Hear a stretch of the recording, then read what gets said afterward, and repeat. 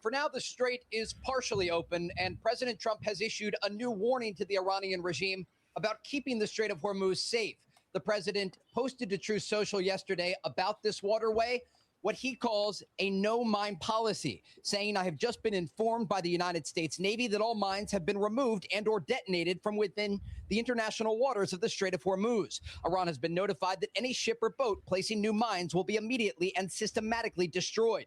He indicated that Space Force is watching every inch of the strait, as well as Iran's nuclear sites. Iranian officials continue to claim the strait is unsafe for vessels leaving the Persian Gulf. The discussion over this critical waterway comes as the United States continues to oversee millions of barrels of crude oil being exported from the Gulf each day through a southern passage. Iran's foreign minister Abbas Araghchi met Tuesday with his Omani counterpart in Tehran as the two countries continue talks toward a parallel agreement about control of the strait. Araghchi then posted on X saying Iran's commitment to peace and stability is matched by steadfast diplomacy with our neighbors. In talks with Pakistani and Omani guests, regional solutions were stressed. Proposed framework for new corridor joint mine clearing and future management of Hormuz is case in point. Reports do indicate that Secretary of State Marco Rubio is telling allies the United States is leaning into economic measures against Iran following a new sanctions package that was announced earlier this week. Rubio reportedly indicated that strikes against Iran are not expected in the near future, though Secretary of War Pete Hegseth says the U.S. military readiness is high should the situation change. The bottom line here, the current status quo will focus on pressuring the Iranian economy to change their behavior. But ultimately, we are in this cycle, Brian, with no end in sight. Good. Okay.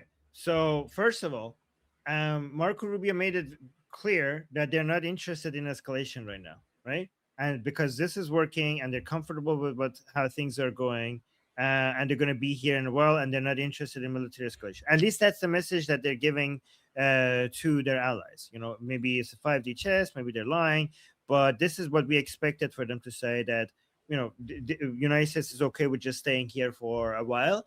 Later, things might change. Another thing is that we have a lot of contradictory reports regarding the Strait of Hormuz is open or not, is all flowing or not. Some people are saying that it is millions of barrels of flowing. Some people are saying that actually what you observe is the number of ships is like 5 or lower. But again, those are the ships. People are saying, well, like, okay, but that's not a good way to judge it, because those are the ones that you can see because of the transponders are on. But oil is going through. Some people are saying, like, well, the people are reporting that they're not seeing the barrels of oil coming through. So Trump is lying and the Islamic Republic is the one who's being correct here. To me, again, I always go to the market. I know I'm a market-oriented person. So I look at the oil price, and it's dropping. In the past 5 days, oil prices dropped by 2.7%. So to me, that's the ultimate fact, the ultimate thing that decides whether this is working or not. And I think based on just that alone, I think Trump is correct, and all is flowing. And the Islamic Republic has lost control of the Strait of Hormuz. Like right after all of these announcements, oil prices dropped. So I think it's working. What do you guys think? Yeah, well, I mean, so that's the great thing about the market is the market figures out a way. The market incentivizes solutions. So, so we don't know exactly what the reason is for the drop. It could be that more oil is coming out of the Persian Gulf. It could be that that there are different sources coming online. It could be a combination of those things. But that's the reason why we have a market. So I don't know what I was a little distracted at how Trey Inks just pronounced, what was it? Araghchi. Arkashi or something. I think he said, yeah, it was. I'm pretty sure he said Agarchi. Agarchi. I forget. I'm so used to listening to you and Goldie and Tusi that when an American says these names, it's like, oh crap, like we butcher the frick out of it. It's so bad. Yeah. But it was funny. Sorry, so he must have said his name 1,000 times already, so it's kind of puzzling. But Araghchi's tweet was insane. It was just insane. Can you show it again, Armin? Yes. Okay, that's a good point. Let's bring it here. There we go. Commitment to peace and stability is matched by steadfast diplomacy with our neighbors. That was so funny, I forgot to laugh. It's almost as funny as when he makes appeals of human rights and threatens to go and run and cry to the UN. Our human rights are being violated. Wow, that's crazy. That's rich coming from you. Regional solutions were stressed. Proposed framework for new corridor, joint mine clearing. Okay, that's a useful service. I don't know who put those mines there, but it's good that they're cooperating on clearing them.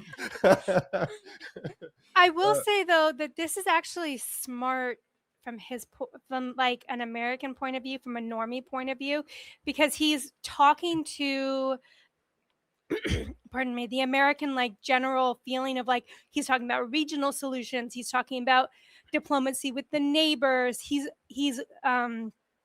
catering to that kind of small town Americana sort of general mindset. And so I'm looking at it like as a normie, and I might be watching this.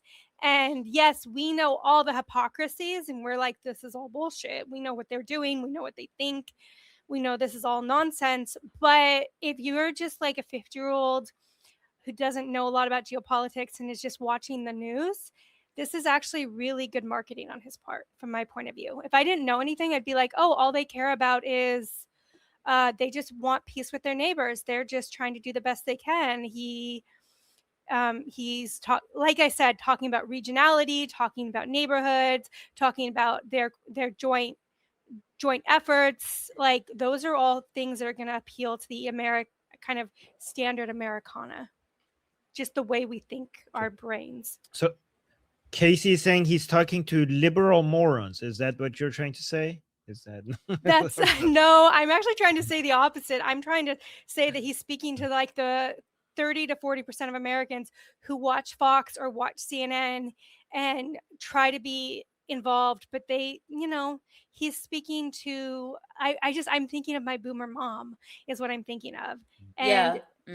she's a liberal moron, but I love her and she's good at what she's good at.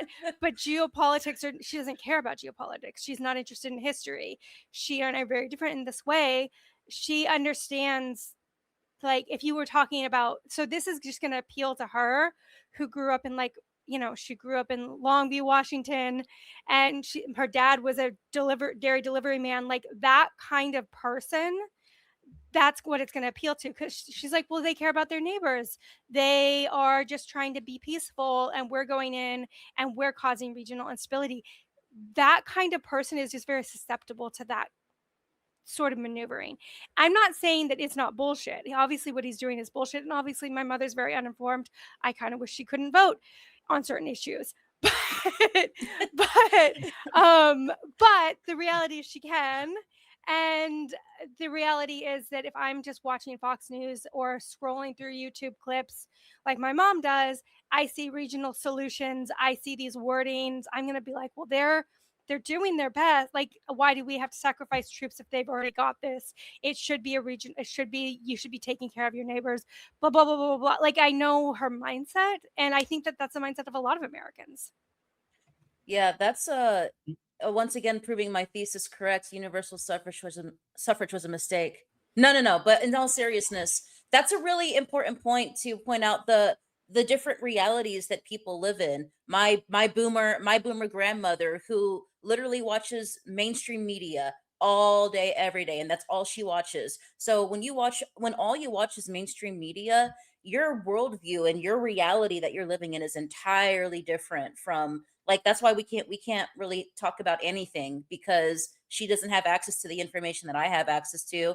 And then the rest of my family, they're siloed off in, Black Twitter and all these other like hyper liberal spaces. So like their reality is completely shaped by vastly different information than what I'm consuming on a regular basis.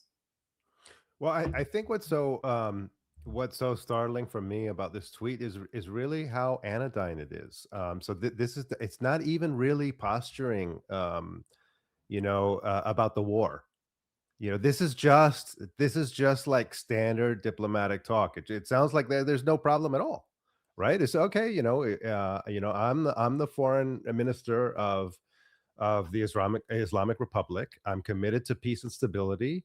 Diplomacy with our neighbors, talks with Pakistan and Oman, right? Then countries nearby, regional solutions. So there's not even talk about the war. There's not even posturing. He's not even saying like we're good and they're bad. This is completely anodyne. But hidden in the diplomatic language are some absolutely ridiculous claims. So I mean, I wouldn't disagree with your perspective here. I totally agree that this makes sense. But I just think it's like this is not even a case of posturing vis-a-vis the war. Yeah. We have a comment. Lior is saying, I refuse to believe he's smart about what? About Smart. to come up with it. I think smart enough. But okay, you read it. Okay, so I correct me if I'm wrong, Lior, but I think you meant to say I refuse to believe he's smart enough to come up with this approach. Probably getting counsel from some other smarter Durka. I think Araghchi is actually the one smarter guy that the other Durkas get counsel from. I think he's not in power, but he understands politics, so the people in power use him for advice. Araghchi is the smartest people within the Islamic Republic when it comes to politics with foreign politics. Is number one is Javad Zarif, number two is Araghchi. So this is one of the people who is actually understands what he's doing. He's evil, but he is, the jihadis who don't understand the politics of the West, they go to him to try to figure it out, even though they hate him. But I think also you kind of described him, or we discussed it before, that he's a sort of ideological mercenary. Like he's available to do PR work on behalf of whatever faction is in power at the moment. Yes. We also have to remember that they are probably getting coaching from American IRGC supporters on the ground. And Russians, yeah. So just like this is why Armin's network is so important. People should come to the videos that we do because come to school. Because we need as many like on the hands voices to give background, because that's what they're doing. They have this very extended network where they can cater their message to the on the ground cultures to get their way, to perpetuate their persecutions against the Iranian people and against the Middle East as a whole. And so that's I just think that that's important, that they have on the ground people. We need to basically counter that.